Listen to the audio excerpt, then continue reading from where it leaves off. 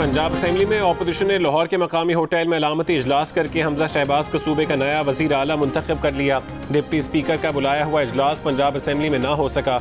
Assembly इंतजामिया ने दरवाजे बंद कर दिए, खारदार तारे लगा दी। स्पीकर परवेज इलाही ने डिप्टी स्पीकर को दिए हुए इख्तियारात वापस लेने का ऐलान कर दिया। PTI ने अपने ही डिप्टी स्पीकर के खिलाफ तहरीक अदम एतमाद भी पेश कर दी, जिसके बाद होटल में होने वाले इजलास की सदारत पैनल ऑफ चेयरमैन की रुकन शाजिया आबिद ने की। हमजा शहबाज के हामी बदले में स्पीकर परवेज इलाही के खिलाफ तहरीक अदम एतमाद ले आए, मगर उसे पंजाब असेंबली में वसूल कराने गए तो दरवाजे बंद निकले। मरीम नवाज ने कहा कि पंजाब असेंबली का अभी होने वाला इजलास अलामती नहीं बल्कि आईनी और कानूनी है।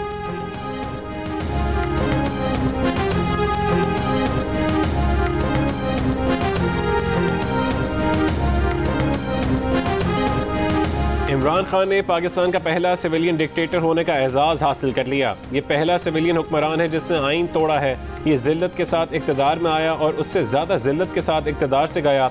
हमजा शहबाज के साथ मरीम नवाज की प्रेस कॉन्फ्रेंस, कहा कि नवाज शरीफ ने पंजाब के अवाम का मैंडेट चुराने का बदला ले लिया। उस्मान बुज़दार नाम का वज़ीर आला था, उसको फरह चला रही थी। पूरे पंजाब में एक सड़क नहीं बनी, तरक्की हुई तो फरह गुज्जर के गाँव में हुई। फरह हर ट्रांसफ़र और पोस्टिंग में किसको कमीशन देती रही। जब जवाब का वक्त आया तो फरह को बाहर भेज दिया गया। हमजा शहबाज के पंजाब का वज़ीर आला बनने पर मरीम नवाज आबदीदा हो गई।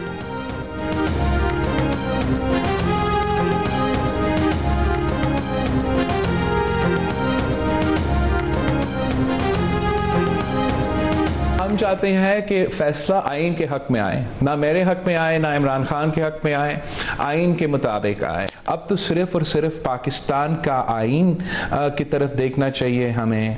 अगर मुतनाज़ा फैसला आएगा तो मेरा ये खौफ है कि ना सिर्फ हमारा आला अदलिया मुतनाज़ा होगा, मगर जो आने वाले इलेक्शंस है वो भी मुतनाज़ा होंगे। पीपल्स पार्टी के चेयरमैन बिलावल भुट्टो ने कहा है कि इमरान खान भागते भागते आइन भी तोड़कर भाग गया। अदम एतमाद केस का फैसला अपोजिशन या इमरान खान के हक में नहीं, आइन के हक में आना चाहिए। अगर ऐसा नहीं होता तो इलेक्शन मुतनाज़े भी होंगे और पुरतशद्दुद भी। जो इदारे पिछले इलेक्शन में मुतनाज़े रहे वो इस इलेक्शन में भी मुतनाज़े होंगे। अगर अदालती फैसला इमरान के लिए फेस सेविंग हुआ तो सवाल होगा कि क्या इमरान खान आइन से ज़्यादा अहम है। जियो न्यूज़ के प्रोग्राम आज शाहजेब खानजादे के साथ में गुफ्तगू करते हुए कहा कि नेशनल सिक्योरिटी कमेटी का इजलास सियासी मकासद के लिए बुलाया गया। उस इजलास के एलानिये में किसी साजिश का जिक्र नहीं, सिर्फ गैर सिफारती ज़बान और पाकिस्तान में मदाखलत का इल्ज़ाम है। अगर गैर मुल्की साजिश सामने आती तो एलामिया सख्त होता। इस इजलास की बुनियाद पर इमरान खान ने गैर मुल्की साजिश का कार्ड खेला, इसलिए अपोजिशन इदारों से कह रही है कि वजाहत करें।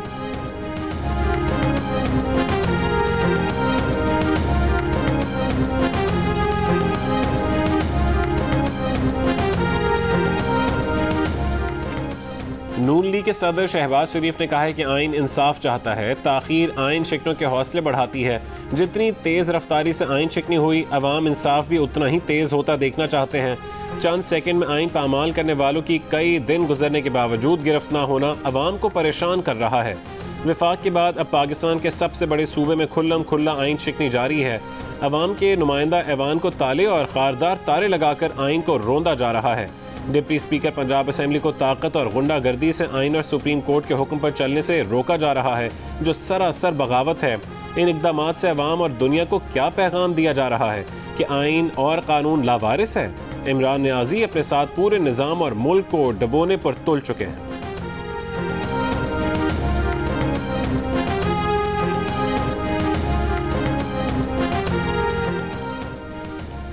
बज़ाहिर तहरीक अदम एतमाद कामयाब होने जा रही थी, मगर रूलिंग आ गई। स्पीकर की रूलिंग में सिर्फ इल्ज़ामात हैं। देखना है कि क्या स्पीकर को इख्तियार है कि वह हाउस में एजेंडे से हटकर किसी फैक्ट पर जा सके। तहरीक अदम एतमाद मुस्तरद किए जाने पर रस्म नोटिस केस में चीफ जस्टिस के रिमार्क्स। पूछा कि एक आइनी तरीका है जिसको बिल्कुल साइडलाइन कर दिया जाए, क्या ऐसा हो सकता है? क्या स्पीकर ने जो किया उसका कोई पस मंज़र था? क्या रूलिंग किसी फाइंडिंग पर थी? स्पीकर ने किस बुनियाद पर रूलिंग दी? उसके पास क्या मवाद था? अब तक के दलाइल से ये लग रहा है कि स्पीकर ने जो किया उसका एक बैकग्राउंड है। जस्टिस एजाजुल एहसन ने रिमार्क्स दिए कि स्पीकर तब तहरीक मुस्तरद कर सकता है जब उसने लीव ग्रांट ना की हो। एक बार तहरीक अदम एतमाद ऐवान में पेश हो जाए तो उसको मुस्तरद सिर्फ वोटिंग से किया जा सकता है। चीफ जस्टिस ने रिमार्क्स दिए कि सीधी बात यह है कि अदालत हक़ाइक़ और सबूत पर चलती है। मौजूदा केस में इल्ज़ामात लगाए गए हैं। आईनी बुनियाद पर जाना चाहते हैं। सवाल यह है कि स्पीकर ने किस बुनियाद पर एक्शन लिया? क्या स्पीकर ये एक्शन ले सकता था? मजीद समाअत आज सुबह 9 बजे तक मुलतवी।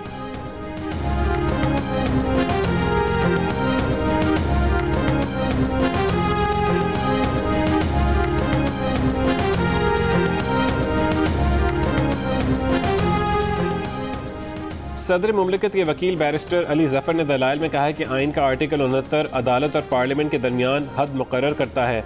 अदलिया पार्लियामेंट में मदाखलत नहीं कर सकती, की तो उससे तसादुम होगा। जस्टिस जमाल मंदोखेल ने कहा है कि अगर स्पीकर ऐवान की बात मानने से इनकार कर दे तो फिर क्या होगा? अली जफर बोले कि हाउस स्पीकर को ओवर रूल कर सकता है। जस्टिस जमाल मंदोखेल ने कहा कि कई दिन से आर्टिकल 5 का तस्करा सुन रहे हैं कि हर शहरी आइन पर अमल दरामद का पाबंद है। क्या स्पीकर इस मुल्क का शहरी नहीं? क्या स्पीकर ने आइन के आर्टिकल 95 पर अमल ना करके आर्टिकल 5 की खिलाफ वर्जी नहीं की? चीफ जस्टिस ने रिमार्क्स दिए कि मौजूदा केस में आर्टिकल 95 की खिलाफ वर्जी की गई। ये वाज़ेह है कि अदालत पार्लियामेंट की कार्रवाई में तब मदाखलत कर सकती है जब आइन की खिलाफ वर्जी हो।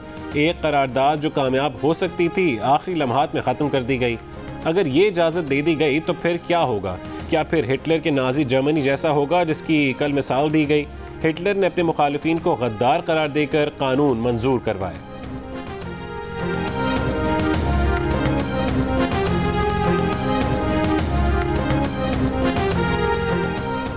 बैरिस्टर अली जफर ने सुप्रीम कोर्ट में दौरान समाअत एक गैर मुल्की केस का हवाला देते हुए बताया कि एक मुल्क में स्पीकर ने रुकन पार्लियामेंट को सार्जेंट के जरिए ऐवान से बाहर निकाल दिया और उस रुकन को सार्जेंट की हिरासत में रखा। अदालत ने हब्से भेजा की दरख्वास्त पर उस रुकन को छोड़ने का हुक्म दिया। बाद में पार्लियामेंट ने उन 3 जजेस को तलब किया और 2 जजेस को गिरफ्तार करने का हुक्म दे दिया। अली जफर के बताए गए इस वाक़े पर जज साहिबान मुस्कुरा दिए। जस्टिस जमाल मंदोखेल ने कहा कि इस वक्त आइन का आर्टिकल 175 नहीं था, अब जजेस को तहफ़्फ़ुज़ हासिल है। दौरान समाअत एक मौके पर चीफ जस्टिस ने ये रिमार्क्स भी दिए कि हम ऑस्ट्रेलिया, बरतानिया और भारत के आइन की तशरीह में नहीं जाना चाहते। पाकिस्तान का अपना आइन है, उसकी शिक़ें अलग हैं, उनकी तशरीह के लिए बैठे हैं।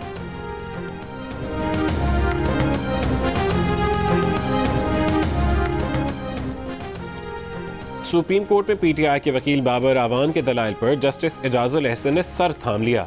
चीफ जस्टिस ने कहा है कि आप कहते हैं कि करारदाद को वोटिंग के अलावा भी निपटाया जा सकता है। ये पहला नुक्ता है जो आपने दलील में उठाया है। बाबर आवान ने कहा कि वो रास्ता बताना चाहते हैं कि कैसे सब हुआ। चीफ जस्टिस ने रिमार्क्स दिए कि रास्ते हम खुद निकाल सकते हैं, हमें कहानियाँ ना सुनाएं। चीफ जस्टिस ने कहा कि अदालत खारजा पॉलिसी के मामलात में नहीं पढ़ना चाहती। बाबर आवान बोले कि वो बात इशारों में बता रहे हैं। ख़त में बस ये कहा गया कि अगर तहरीक अदम एतमाद नाकाम हुई तो मुल्क के साथ ये होगा, तहरीक अदम एतमाद कामयाब ना हुई तो फिर डैश डैश है।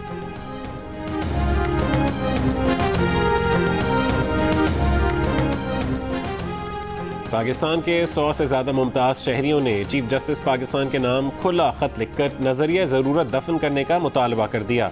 लिखा कि तहरीक अदम एतमाद के खिलाफ डिप्टी स्पीकर कासिम सूरी की रूलिंग की कानूनी हैसियत जांची जाए, उसके लिए आइन और कानून पर कोई समझौता ना किया जाए। हुकूमत गिराने की मुबैना गैर मुल्की साजिश की हकीकत जांचने के लिए जुडिशल कमीशन बनाया जाए। ये भी लिखा कि बेबुनियाद इल्ज़ामात का बहाना बनाकर पार्लिमानी अमल मुअत्तल नहीं किया जा सकता और ना ही ऐसे इल्ज़ामात पर अरकान पार्लियामेंट का हक़ के राय शुमारी सलब किया जा सकता है। ख़त में मुजवज़ा हुकूमती फ़ैसलों को कौमी फलाह बहबूद और यगानगत के ख़िलाफ़ ख़तरा करार दिया गया। मुतालबा किया गया कि मुजवज़ा फ़ैसलों के गैर कानूनी निकलने पर ज़िम्मेदारों की सज़ा यकीनी बनाई जाए।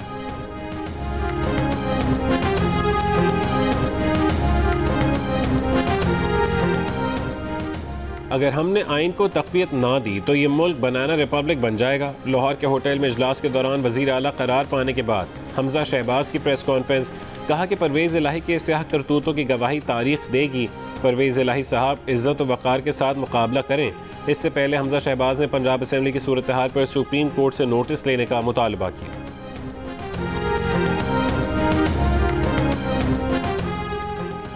हमजा शहबाज को मुस्लिम लीग क़ाफ के रहनुमा मुनिस इलाही की तंज़िया मुबारकबाद।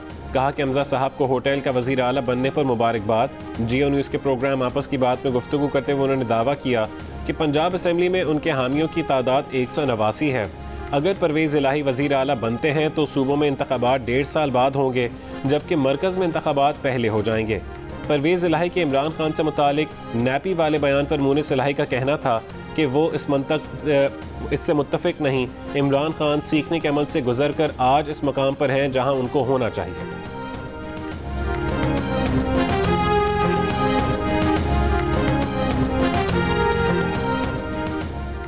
सदर नून लीग शहबाज शरीफ ने निगरान वज़ीर आज़म पर मुशावरत से इनकार कर दिया। सदर आरिफ अलवी को ख़त लिख दिया, कहा कि आप मामले पर जारी सुप्रीम कोर्ट के हुक्म और आइन की खिलाफ वर्जी कर रहे हैं, वो इस मुशावरत का हिस्सा नहीं बन सकते। तहरीक अदम एतमाद के हवाले से स्पीकर की रूलिंग के खिलाफ आइन है। जस्टिस रिटायर्ड गुलजार अहमद का नाम बतौर निगरान वज़ीर आज़म पेश करना आइन के खिलाफ है। सुप्रीम कोर्ट ने कहा है कि कोई भी कदम अदालत के अहकामात के ताबे होगा।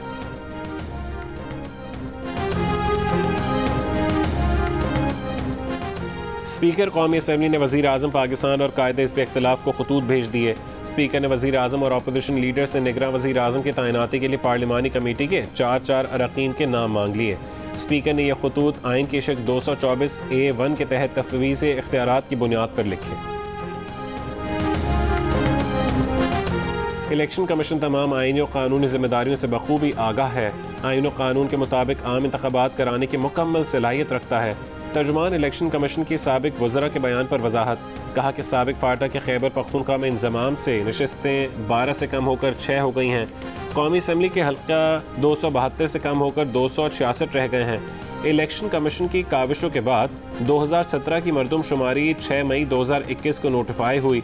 हल्का बंदी का शेड्यूल जारी किया, मगर हुकूमत ने फैसला किया कि नई मरदमशुमारी डिजिटल होगी, जिसके बाद हल्का बंदी के काम को रोक दिया गया। डिजिटल मरदमशुमारी अब तक मुकम्मल नहीं हुई, इसलिए नई हल्का बंदी का काम मुकम्मल नहीं हो सका। दीगर इदारों और शख्सियात को भी अपनी आइनी और कानूनी जिम्मेदारियां बर वक्त अदा करनी चाहिए, बेजा तनकीद से गुरेज करना चाहिए। वज़ीर आज़म इमरान खान ने सुप्रीम कोर्ट से लेटर गेट की तहकीकात के लिए आला इख्तियाराती अदालती कमीशन बनाने का मुतालबा कर दिया। इमरान खान के वकील सुप्रीम कोर्ट से रुजू करेंगे।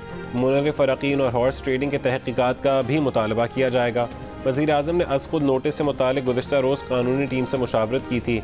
इमरान खान का मौक़िफ़ था कि नेशनल सिक्योरिटी कमेटी के इजलास में बैनुल अक़वामी साजिश तस्लीम की गई। करप्ट सियासतदानों ने हुकूमत गिराने के लिए आलमी एजेंडे पर अमल किया।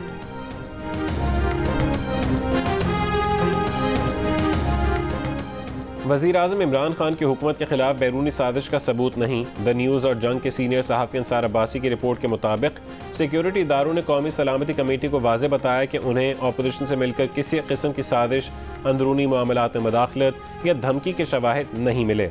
मुतालिका हुकाम ने बरतानवी खबर एजेंसी रॉयटर्स से गुफ्तगू में कहा कि सिक्योरिटी एजेंसीज वज़ीर आज़म के बयान करदा नतीजे पर नहीं पहुंची थीं, जिसका इजहार असम्बली की सलामती कमेटी में किया गया। इसी खबर पर एक टीवी चैनल के एंकर नदीम मलिक ने आला सरकारी हल्के से मिलने वाले तहरीरी जवाब का हवाला देते हुए कहा कि जिम्मेदारों ने कौमी सलामती कमेटी को वाज़े बताया कि उन्हें किसी बैरूनी साजिश, धमकी या अंदरूनी मामलात में मदाखलत के सबूत नहीं मिले। नदीम मलिक ने यह भी कहा कि मुतालिका हुकाम का तहरीरी जवाब सुप्रीम कोर्ट में भेजे जाने की इससे कबल एक नज़ीर मेमो गेट स्कैंडल में मिलती है, जब उस वक्त के आर्मी चीफ और DG ISI ने हलफिया बयान में मेमो को हकीकत करार दिया था।